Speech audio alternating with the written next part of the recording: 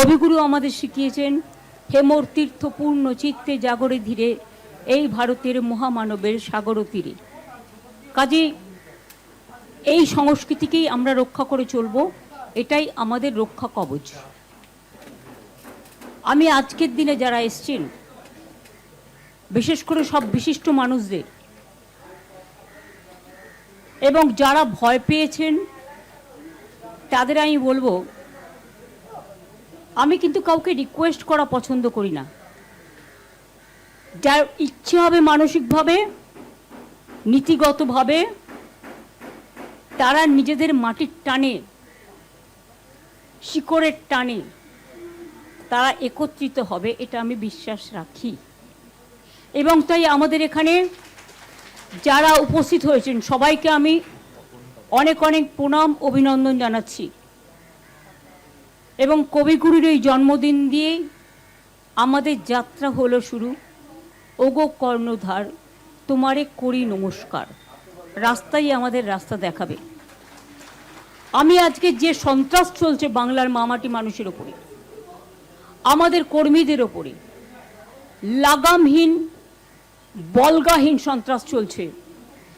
এমনকি আমার বাড়িতে একটি মেয়ে থাকে, তপশিলি মেয়ে, তার বাড়িতে তার 92 বছরের বৃদ্ধা মাকেও সরিয়ে দিতে হয়েছে, কারণ বিজেপির উন্মত্ত তাণ্ডব বাহিনী সেখানে উপস্থিত হয়ে নতুন একটি গৃহবধূ এসছে, তাকে বলা হয়েছে তাকে নির্যাতন করা হবে। ভয়ে রাত 3টে তারা বাড়ি ছেড়ে চলে গেছে। অনেকের বাড়ির সামনেই হোলিগানিজম করছে, বেনো জল ঢুকে গেছে অনেক। যাদের না আছে তারা ড্রাঙ্ক অবস্থায়, এবং পুলিশ টোটাল সাইলেন্ট। আমি কিন্তু মনে রাখবেন 2011 জেতার পরে আমি কারোর ওপর কোনো অত্যাচার করতে দিইনি। এবং আমি নিজে, তখনকার তদানীন্তন চিফ মিনিস্টার ছিলেন বুদ্ধদেব বাবু, আমার নিজের বুলেট প্রুফ কার্ডটা তার কাছে পাঠিয়ে দিয়েছিলাম এবং Z+ সিকিউরিটি দিয়েছিলাম।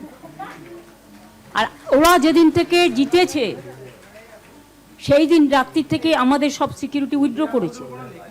এমনকি গত পরশু দিন আমি অবাক হয়ে গেছি যখন দেখলাম আমার ফোন আসছে না, মেসেজ আসছে না, আর কেউ আমাকে ফোনও করছে না। তারপরে দেখলাম ইন্টারনেটটাই উইথড্র করে নিয়েছে। আরে আমাকে একটু 1 ঘন্টা আগে জানাতে পারতো। আমি তো চাই ওরা উইথড্র করুক, আমি ওদের দয়া নিতে চাই না, আমি কারো ক্ষমা ভিক্ষে চাই না, আমি কারো সহানুভূতি চাই না। কারণ লড়াইটা আমরা জিতেছি, এটা মাথায় রাখবেন। আমাদের হারানো হয়েছে, এটাই অতীব সত্যি, আগামী দিন প্রমাণ হবে। দিল্লির অল ইন্ডিয়ার সব লিডাররা আমার সাথে যোগাযোগ করেছেন। আমি তাদের, সোনিয়াজি কথা বলেছেন, রাহুল গান্ধী কথা বলেছেন, খার্গেজি কথা বলেছেন, উদ্ধব ঠাকরে আমাদের মেসেজ পাঠিয়েছেন, তেজস্বী মেসেজ পাঠিয়েছেন, অখিলেশ নিজে এসে ঘুরে গেছেন। এছাড়াও হেমন্ত সোরেন থেকে শুরু করে কেউ বাকি নেই।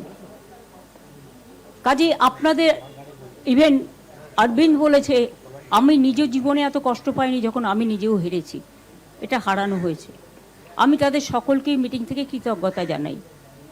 এবং আপনাদের কাছে একটা কথা বলি,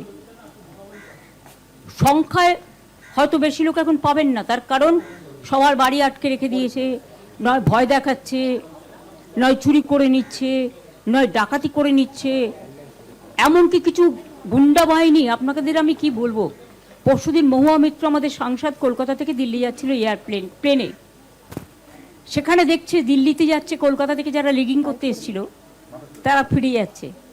তারা ওখানে ওকে এত অশ্লীল ভাষা বলেছে, ভিডিও আমাদের কাছে আছে, ওর সঙ্গে সঙ্গে ব্যাক করে চলে এসছে।